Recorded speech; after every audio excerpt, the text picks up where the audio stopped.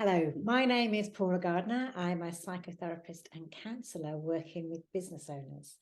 So it's the month of May, and all through this month, I am focusing on isolation, loneliness, the feeling of being alone as a business owner.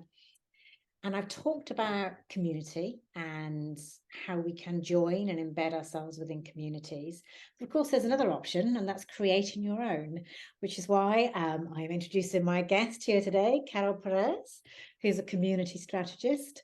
And she's going to be sharing some ideas on how to go about creating an online community that, basically fulfills our needs for connection and sense of closeness with other people. So welcome, Carol. Hi, thank you so much, Paula. I love to be here. And yes, I hope that I can, share a little bit of knowledge, something that helps people inside your group and your community. Brilliant. I'm sure you will. But let's just get this clear. Community strategist. What does that mean? Oh, so what it means, I work with business owners and coaches, really who have community at the core of their businesses. And the way I help them is to define all the strategy, all the steps, everything around their business to really create not only a thriving community, where people connect, engage, and all of that, but also a community that is profitable. So I help them with all the strategy, which needs to be said. This is quite something new for the world because I would even say before COVID, it was really easy for everybody to create a group that felt like a community. But right now, most of people are working hybrid or fully remotely. So the time they spend online, it has become something that they are very picky about, where is that they spend their time. And that's how people like me, like community experts, community strategists, come into the scene to help them to really create thriving and profitable communities. Yeah, that really makes sense, doesn't it? That we got the whole, too much screens. As you say, people are being really picky. Okay, so I know as a business owner, in one sense, it makes good financial strategy to set up your own community because you're working with people who know, like, and trust you already and creating a sense of belonging. So, thinking about the people that you've worked with, apart from the business side of things, what else do they get out of running their communities? Um, it's very interesting because when I think about not only my ideal client, but my current clients and past clients, they all share something. I mostly work with coaches, and for them, yes, they want to create profit. Yes, they want to bring money into the business, but it really is about the change and the impact and the legacy that they can create. So they know that, yeah, money is going to come. I'm fine about that. But many of these people are even like me. I used to have my successful career. I was a director of operations for different regions in the world. I was making amazing amount of money, but I was like, there's something else. There's something more. I want to create change. I want to create impact. So for them is building a purposeful business, building a space where they can ensure that they're making this world a little bit more positive. And this positiveness goes through like so many different kind of things. I've worked with people who have memberships for people who have back pain, and how is that she can improve those people's lives. I had a client that her group, it's all about women linking less alcohol. Another person, it's all about creating a better financial situation for women, empowering women to be like financial savvy. So when we think about leaving a legacy and leaving something positive in the world, it can go to so many different places. So for them, is knowing I'm not only creating a business because of the money. There's something else. I really want to leave an impact. I really want to create a legacy. Yeah. So, what do you think are the signs that it is a legacy, that it's a real flourishing and mentally healthy community? Sorry, so what is that? I think, what is that place? Yeah, the signs. How, how can what Mm, to see in a, really flourishing community? yes, the signs are, first of all, from the community creator, because this could go like, in both sides. So the community creator feels the freedom of being themselves. Obviously, we are always curating how we show up. We show up authentically everywhere that we go, but we curate, right? Like this is where I am, right? This is what I share with my family. This is what I share with my business. So first of all, they feel very free and comfortable to be themselves within that curation of who they are. Secondly, they trust that the right people is inside. And this trust doesn't come from, oh, I'm just, I'm sure, like, I know that the right people are going to come to me. No, they really ensure to allow the right people to be in this space without any guilt, without feeling, a little bit weird or saying no to specific people. They really embrace their role as a host. They really understand that they are the gatekeepers. They really understand that they are building this place to make this specific impact for some specific people. And they feel very comfortable about that. Mm. They also feel very comfortable sharing with the people what they have to offer. The next paid course, the next paid thing, they don't feel ashamed about that because they know how much value they are delivering for free, because most of the people start their groups for free. Or even if it's a membership, most of the memberships out there start with a low price. So they feel comfortable about this is the next thing that I'm going to offer you. So from the community creator part, a very healthy community looks like that. They love this place. They thrive when they are with their people. They feel supported by their people. And from the other side, from like the people, the members, how does that look? Is and this is very interesting because out there, so many people call my online community to the people in their social media.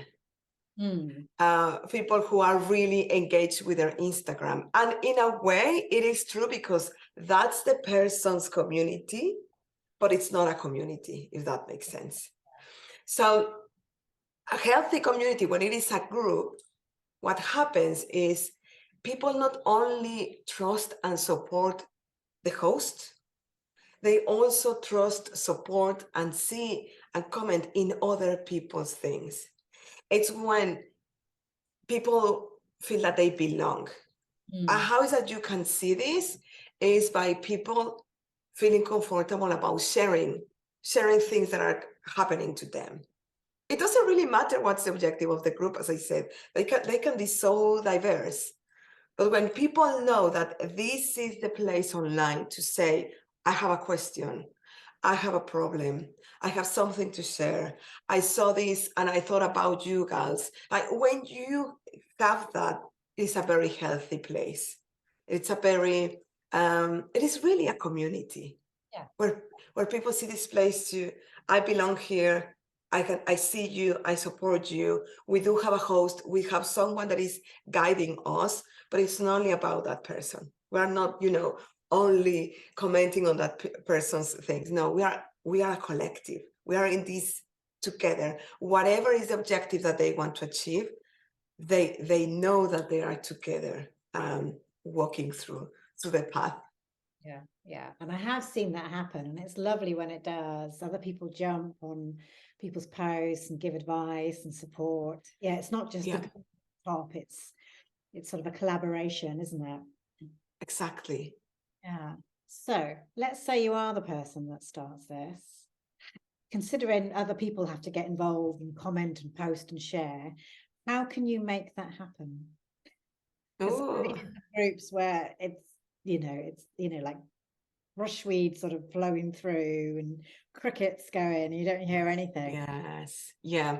So I would say there are many elements. First of all, it's having a very clear and powerful and strong why. And this is one of the things that sounds quite obvious, but when I start working with people, they realize that they didn't stop to think about that. So they just launched the community because for many people, they were told that this was the first step, which is amazing. And they just went out there and, okay, I'm going to create a group. But why is that you're really creating this? What are people are going to get out from for belonging, from being here with you? And also, how is that you're marrying that with the rest of your business? So it's not just like a satellite group that is not doing anything for you or your business. So that was, I would say, it's the foundation. I always talk about 3 ingredients to build a successful and thriving community. And that's the concept, which is all the foundation, like the why, who is the ideal person, like all these little things that we define when we create our business. Then the next one is, of course, the content. How are you creating this content? From which place? How that is really serving the objective of the group? How is really serving the why? How is this going to really serve that people that is inside your group? And of course, the community creator. That's the third element. Because everything starts with a community creator. And how you make feel people. How are you communicating with them? I just recently launched this amazing, it's called Group Accelerator Program. We launched yesterday with the first session. And it reminded me of something that I used to say all the time to the project managers on my team. It's always about expectations. When you are working with clients, when you are working on a group, when you are working with your business, it's all about expectations, how you are telling that to your people, what they can expect from it, maybe what they cannot expect as well, and being really clear about that. I think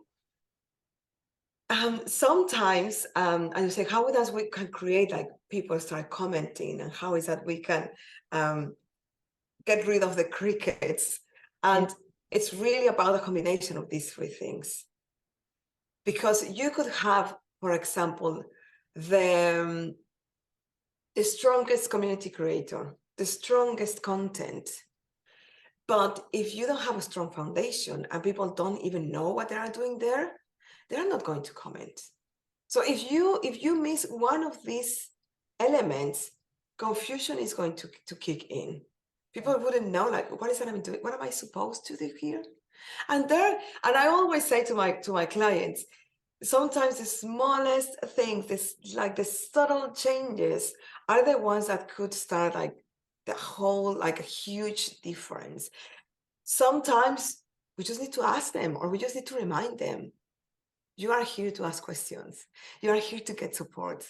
And just starting this and being patient, because even if you have all of these things in place, we as humans, we don't go like on the street and just start sharing our issues and our problems or sharing our thoughts. But for some reason, I don't know why or who told us this, we tend to believe that building trust online, because commenting, engaging, it just comes back to trust. I don't know why we think it's different. We think that it's going to happen like very quickly. And don't get me wrong, sometimes happens. And this always takes me back to Animas, where we both got our life coach certification. Because I think that was the first time in my life where I attended a place, and during the first weekend, I felt so connected to everybody.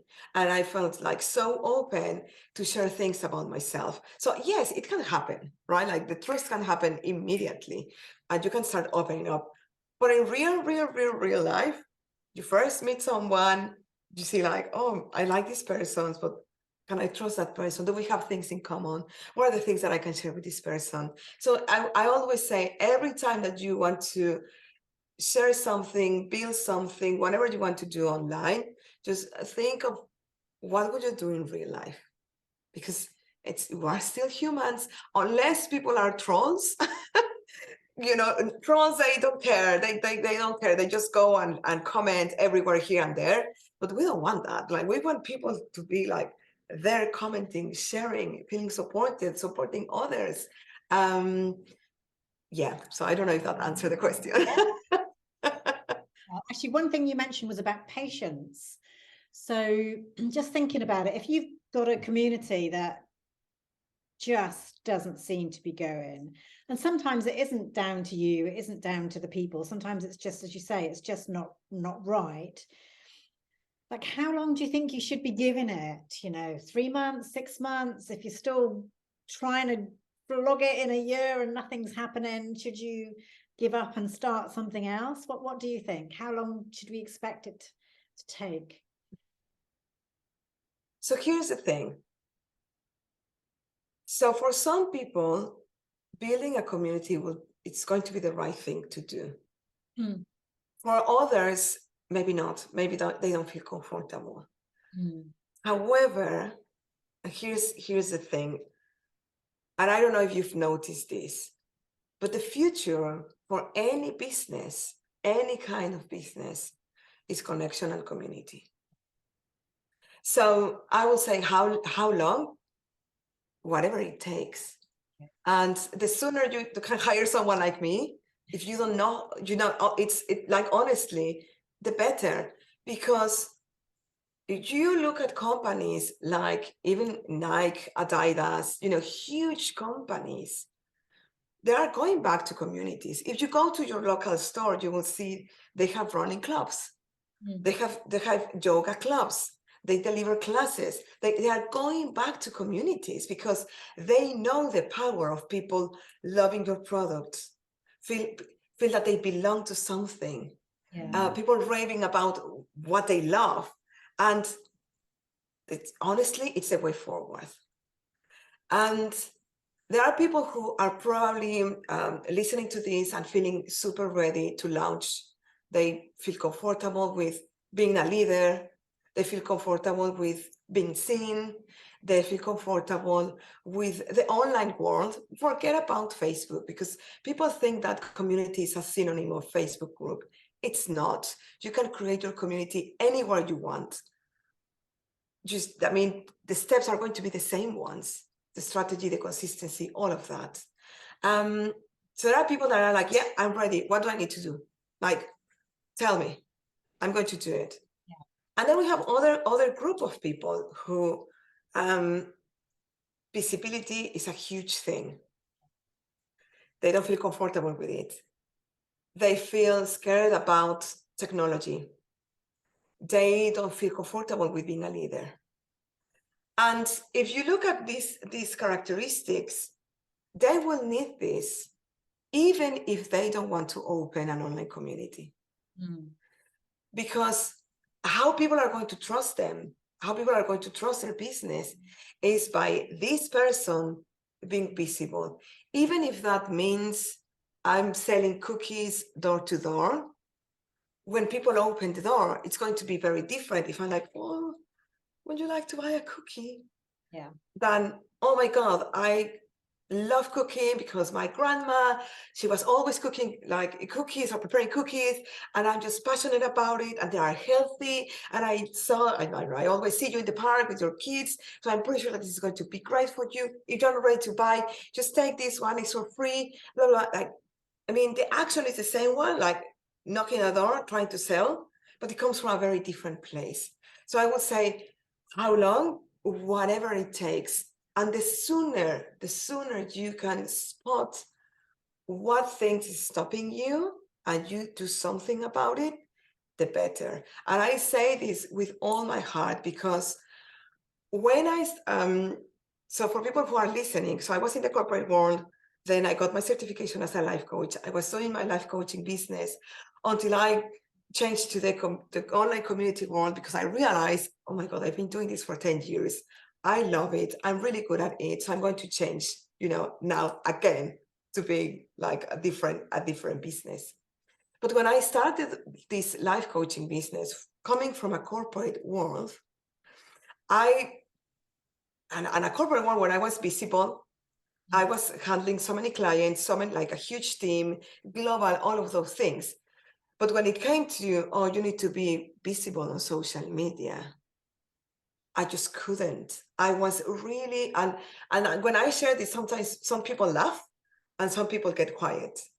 But I felt like and I really felt that and believe that someone will come to my place and kill me if I was visible online. Mm. Like it was so deep, the fear and the trauma, that I just couldn't. So what I did is, okay, I need to work on this, because if I want to build an online business, I need to be visible. So I spent 6 months working with Yannick Jacob, which I'm pretty sure you know him. It's from our Animas world, just to tackle the fear of being present on social media. So yes, I think that's the long answer. You did a very good job, because you're very present on social media now, aren't I you? am. Yeah, but you know what's very interesting, because this, really the trauma of being visible, it's still there. So whenever I want to do something different, or I do something different. So for example, when I launched my podcast, Mm. it just came back again Yeah. with a different mask. Yeah. But now I know, so I don't need to spend 6 months working on that. Now I have a toolbox. Now I know what I need to do. Now I go immediately to look like for different resources, different tools, different things that can help me, because I know that every single time that I try to do something different, where my visibility is going to the next level, something happens. Yeah. Yes, but it's great that you can move on, recognize it and move on much Yeah. quicker. Yeah. So just to sort of summarize what you've been saying, that, as you mentioned, communities are the future. That's where even big businesses are really putting their attention on. So for the smaller business owners, it makes sense to start building your community as soon as you can. And if you're feeling great up for it, then brilliant. And if something might be holding you back, feeling of, a fear of visibility or shyness, or whatever it might be, or the tech things that you mentioned, that it's worth, getting those sorted out, because if they're not holding you back in a community side, they're going to hold you back in your business. Yeah. Yeah. No, I agree. I agree totally. Yeah. So next question, just thinking about communities, and I have seen, and you probably have as well, good and flourishing communities sort of go a bit bad, go a bit toxic. Few people come in, they start, making snidey comments or taking over, and then people start to lose confidence in posting. They think they're going to be judged. Any thoughts on how to deal with that if you're the owner of the community? Yes. So first of all, there's probably an answer that whoever is going through that, they are not going to like, but it really comes back to the community creator. Yeah. Because first of all, who are they allowing to be part of this community? Yeah. How is that they are filtering this? How is it they notice that they are the right people to be inside this group? Some people ask questions. Some people are very clear about their messaging before people join the group. So they are very clear on their social media, who is their ideal client. So they are very good at attracting the right people, if that makes sense. Yes, but when people knock on the door of their community, ensure that you are asking the right questions.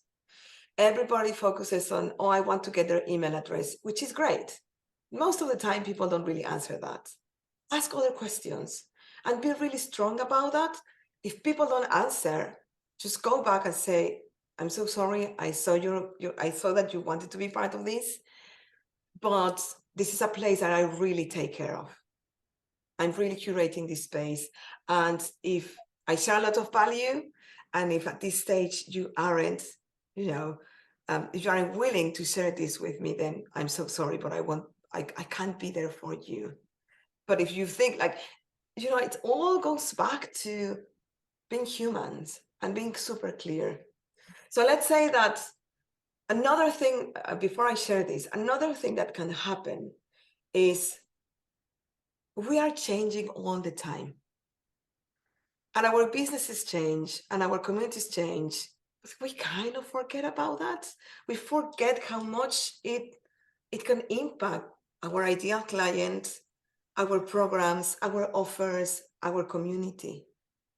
So it's very important that from time to time, people sit down and reflect, okay, how much I have changed, how this change is affecting the people that is in this group. Because sometimes we change slightly, but sometimes there are like huge events in our lives that completely change us. And maybe the identity that we used to have, we don't feel related to that anymore. So I'm just smiling because this week, this is such a silly example, but I was having a conversation with my husband, very random conversation, about flea circus. And my husband was like, were they real? So he started to do all his research and he was like, oh my God, they were real. And we just had like an amazing time understanding all of this. And we're like, the only flea circus available right now in the world presents in Germany during the Oktoberfest. And I told him, oh my God, I would love to see like the flea circus. I feel like, and I'm like, well, I'm going, alone to see this flea circus.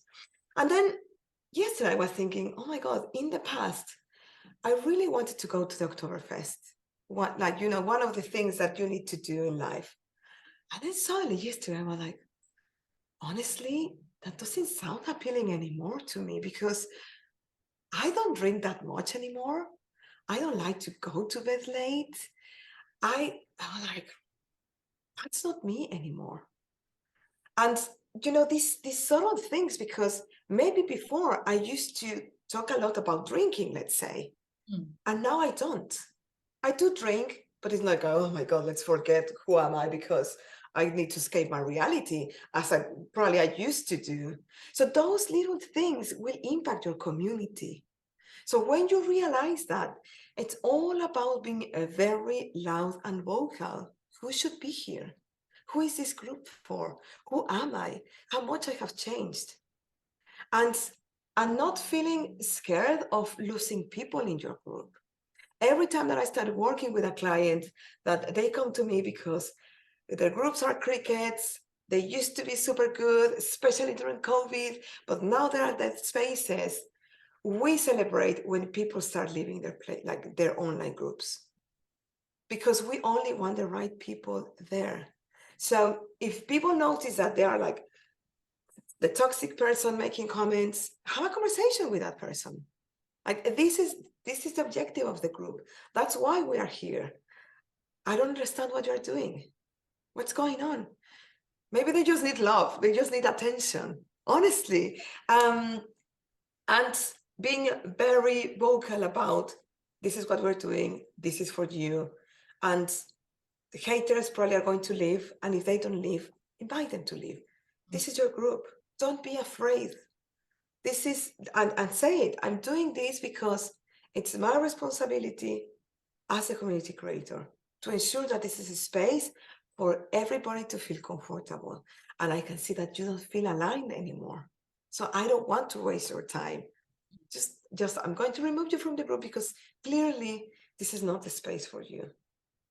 And yeah, just taking those bold decisions, bold moves, that will always come from a place of love, from a place of taking care of the people that you want to help, for that positive change, for that legacy that you want to create. They don't come from a place of, oh, I don't like you, like I don't want you in my group.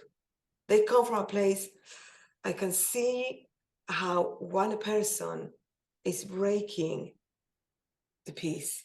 Yeah. It's breaking, the whole thing. So yeah. Yeah, you're talking about leadership, aren't you?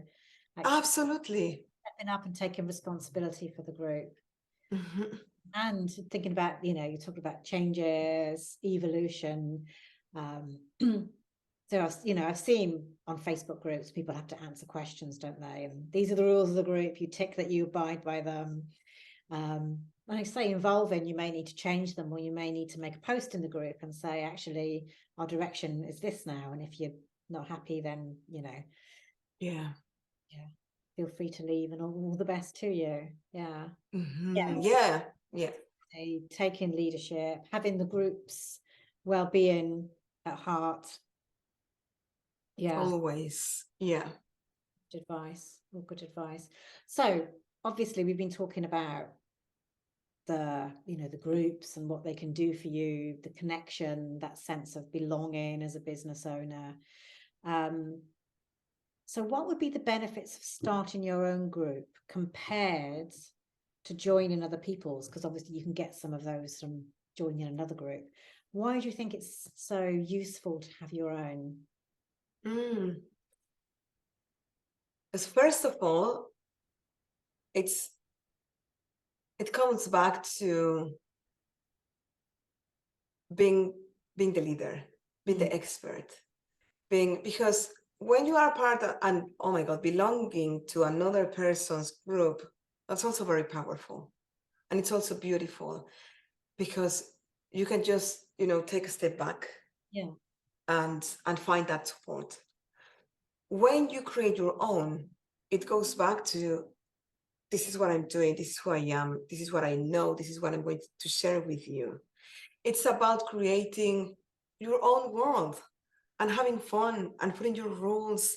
And I always say, there's so many people think that engagement is the only thing that they need in a group. But the successful groups are those who create profit as well. Because you can have a very engaged group and not converting anybody. So the benefits of you having your own space is, first of all, it's your rules, your place, your rules. You can have fun. You can create these, like, people get so excited with whatever we've seen in the online world, like weekly topics, and yeah, you could do that, but you could do anything that you want. This is your place. And it becomes your world, and it becomes how you talk to the people, all the value that you are going to share with them, and not just because sharing, but because you want to see a change in them, and because you want to see a change in your business. So it becomes this beautiful dance of providing value, receiving profit, and it's a very, it is a very balanced equation, if that makes sense. Yeah. Yeah. Which is very different when you are in someone else's group. Because in someone else's group, you could be the most engaged person, you could be the one that is always providing value, you could be like so many things, but you will never be the leader inside that group. Yeah. So yes, like, you could think that you will get the same things, but not really. It will never be the same. It's like thinking about the movies. Who is the star that is in the trailer, that is in the poster, and who is the co-star that probably they don't even appear on the trailer. Yeah. Yeah. And if you want to create change, if you want to create impact, if you want to create legacy, if you want to create a successful business, you want to be the star of the show. You want to be in front of people, being all of you, so confident, so shiny. And that doesn't mean loud. When I said confident and shiny, is whatever shiny means to you, and whatever being confident means to you, because the world is so full of extroverts that we think that we need to act like them. No, you just need to be you, but feeling very proud and confident of being that person. Yeah. In fact, that's a really nice way to sum it up, isn't it? You get to create a place where you get to be you.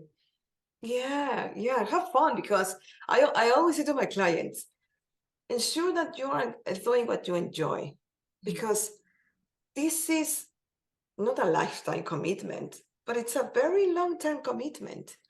And the whole point of being alive is to have fun. Yeah.